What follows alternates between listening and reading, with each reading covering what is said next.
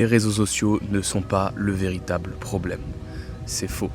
Le véritable problème, ce n'est pas que tu passes ton temps à scroller et qu'en même temps ça te rend flemmard vis-à-vis de tes objectifs. Justement, prenons le problème à l'envers. J'ai beaucoup cru que les réseaux sociaux étaient la chose qui effectivement me tirait vers le bas, ce qui peut être le cas quand tu passes du temps dessus forcément, mais quand tu prends le problème à l'envers, eh bien c'est autre chose. Tu fais pas cette action-là d'aller sur les réseaux sociaux pour aucune raison.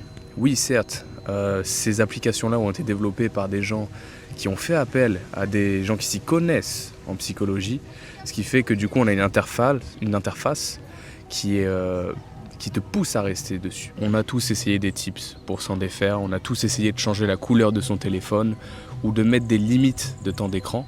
Alors oui, ça peut marcher sur du moyen court terme. Maintenant, sur le long terme, qu'est-ce qui bloque vraiment? Qu'est-ce qui fait que tu restes sur cette application? Parce qu'en soi, c'est toi qui décides d'appuyer sur le bouton. C'est toi qui décides d'ouvrir l'application, avant tout. Alors oui, le fait que tu restes plusieurs heures dessus, ça peut aussi jouer parce qu'on te propose que ce que tu aimes. Maintenant, j'ai envie de te dire quelque chose, j'arrive à faire la différence entre le moi d'avant qui n'avait pas de sens ou qui n'était pas aligné dans sa vie et le moi qui est aligné, qui pourtant a toujours les réseaux sociaux sur son téléphone. Donc tu l'auras compris, le vrai problème, c'est pas les réseaux sociaux, c'est pas les vidéos courtes, ça c'est une conséquence d'un manque d'alignement. Et ce manque d'alignement fait que tu vas chercher à fuir vers quelque chose qui te procure du plaisir instantanément. Et la meilleure chose aujourd'hui qui nous donne du plaisir instantanément, c'est le contenu facile à consommer. Tu n'as même pas besoin de taper dans la barre de recherche quel type de vidéo tu veux, on te le propose pour toi directement dans ta bouche, pré-mâché. Et ça c'est intéressant parce que du coup, c'est pas seulement une question de flemme, c'est aussi et surtout une question d'alignement. Est-ce qu'aujourd'hui dans ta vie tu es assez aligné pour éviter ces plateformes-là ou au moins les limiter? Est-ce que ta vie est assez passionnante pour toi pour éviter d'aller sur ces plateformes-là? Et si la réponse est non, et si tu es sincère avec toi-même bien entendu, eh bien le problème n'est pas les réseaux sociaux. Oui, tu peux changer ton fil, ça peut être intéressant ça aussi, bien entendu. Mais à la racine même de ce qui te bloque et ce qui te freine aujourd'hui, c'est pas les réseaux sociaux le problème. C'est un manque d'alignement, encore une fois. Et c'est assez marrant parce que mon objectif n'a jamais changé. Ça a toujours été le même. Développer une communauté autour du développement personnel, spirituel, des blocages qu'on peut avoir et parler là-dessus parce que j'ai un tas de choses à raconter de mon expérience et de ce que j'ai vécu par le passé. Mais le comment m'inspirait tellement pas à l'époque. C'était un mix de forçage, de discipline forcée, bon, ça revient au même, et d'acharnement. Et aussi d'un dialogue interne qui n'était pas du tout inspirant et qui tirait pas vers le haut. C'est-à-dire que je me parlais comme une merde. Est-ce que selon toi, ça pousse à tenir sur le long terme? Pas du tout.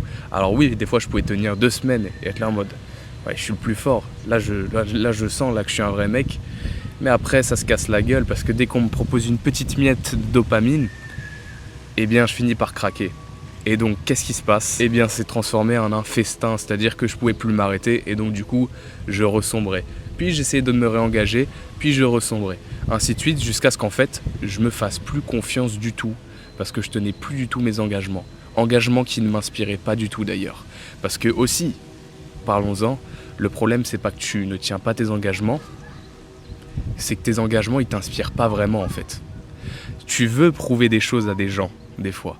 T'as envie de prouver que t'es le meilleur. T'as envie de prouver à ta famille, peut-être qui t'a rejeté comme moi à l'époque, en tout cas c'est ce que j'ai ressenti, peut-être que dans leur monde c'était pas du rejet, tu vois. Mais à l'époque je voulais vraiment prouver que j'étais meilleur, tu vois. Je voulais prouver que je pouvais me débrouiller. Mais en fait, même en arrivant à faire ça, au final t'en veux toujours plus. Même quand t'es autonome, t'en veux toujours plus.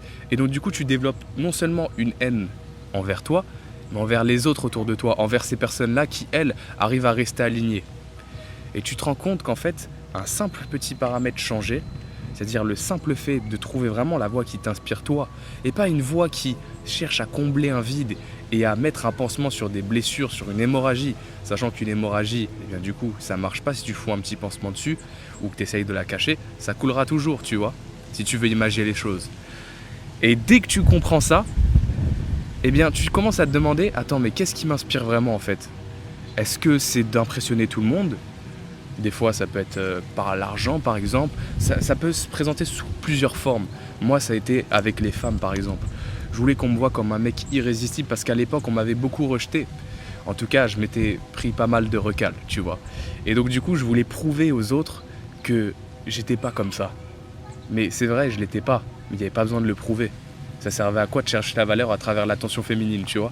Au final, ça m'a plus freiné qu'autre chose. Est-ce que ça m'a appris des choses? Oui, bien entendu, je regrette pas parce que ça m'a appris pas mal de choses sur moi. Est-ce que c'était le choix le plus inspirant? Non, pas vraiment. Et aujourd'hui, je me rends compte de pas mal de choses. Et chaque expérience comme ça, où t'es pas aligné pleinement avec qui tu es, eh bien, tu vas te forcer et au final, tu vas toujours te casser la gueule et tu vas te demander pourquoi tu réussis pas.